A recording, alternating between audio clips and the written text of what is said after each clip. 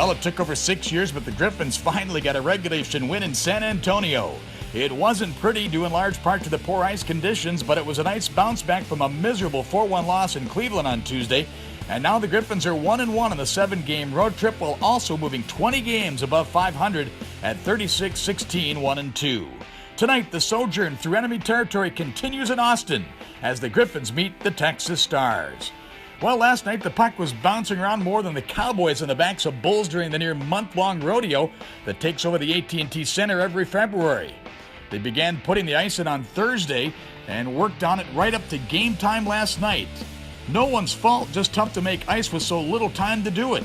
The end result, well, lots of crazy bounces and plenty of players biting the dust. I think it's something that we had to battle through with.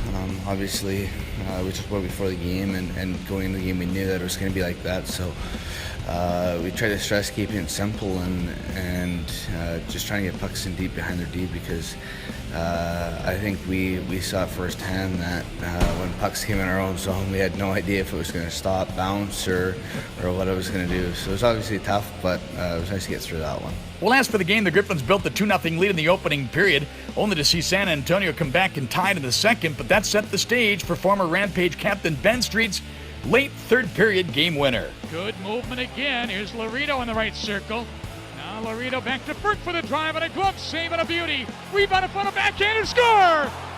Ben Street will get the power play goal. Matt Ford added an empty net goal in the final minute. The Griffins win for the first time in regulation at the AT&T Center since January 13th, 2011. 9 games and 6 years had passed, Nathan Paetsch. Yeah, I have no idea why. Obviously, last year we had 2 real close games. It seemed every time we were here it either went to overtime or it was a 1-goal game. And again, last night it was close, but fortunately we were able to win this time. Tonight, the eyes of Texas and the Detroit Red Wings will be on goaltender Jimmy Howard, who begins a second conditioning assignment, hoping this 2-game stint turns out better than the first one.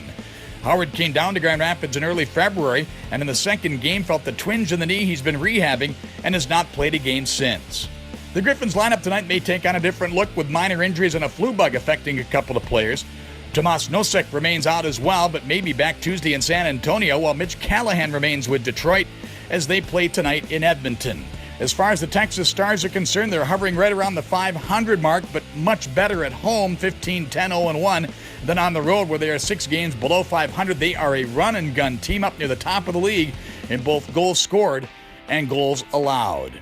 The broadcast tonight from Austin, Texas will come your way on Wood Radio at 7:35 for the pregame show. We hope you'll join us. Up next for the Griffins will be Tuesday back in San Antonio.